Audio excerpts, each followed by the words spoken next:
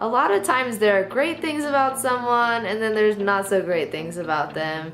And sometimes the easier thing to do would be to push that person out of your life because the things that aren't so great about them, you know, makes you not want to be around them maybe necessarily, but there are some really great things about them. We all have some chicken and we all have some bones, and same goes for religion.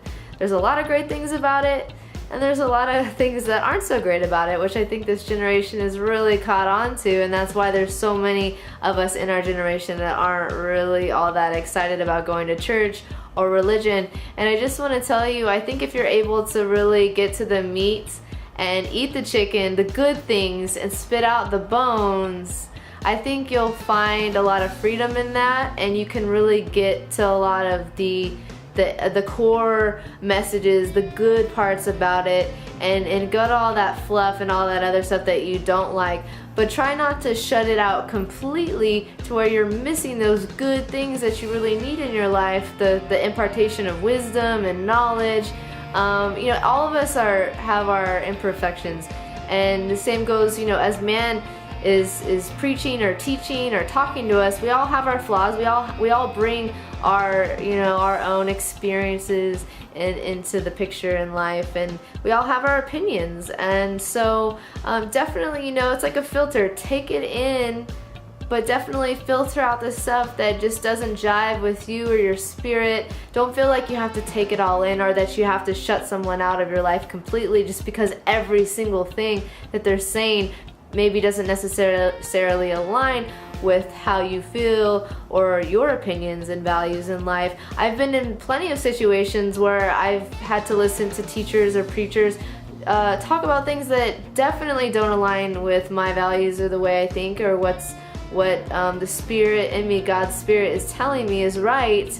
They think it is, but my spirit isn't agreeing with that. And a lot of times you might feel the same way, and the Lord just really showed me to eat the chicken and spit out the bones. And a lot of times when we're in situations where we're forced to learn from someone who's speaking on something that we don't necessarily agree with, we actually learn a lot from them. And if you can take that in and filter out what they are saying, there's a lot of good messages in it, and I think you can kind of see where they're coming from. Look at the psychology behind why someone believes in what they believe in and why they have the opinions that they do. And then really ask God for guidance on it. Lord, why is it that they think this?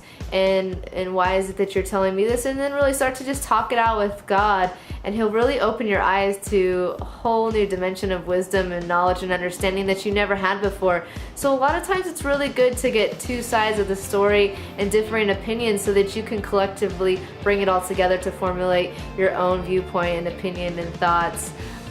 So again, don't push people out just because they don't agree with everything. You can still learn from them. Definitely find the good things and the meat of what they're saying, and spit out the bones, the things that are causing you to maybe choke on what they're saying because it doesn't agree and match up with what you believe. You know, just be open-minded and open-hearted to what God wants to do in your life.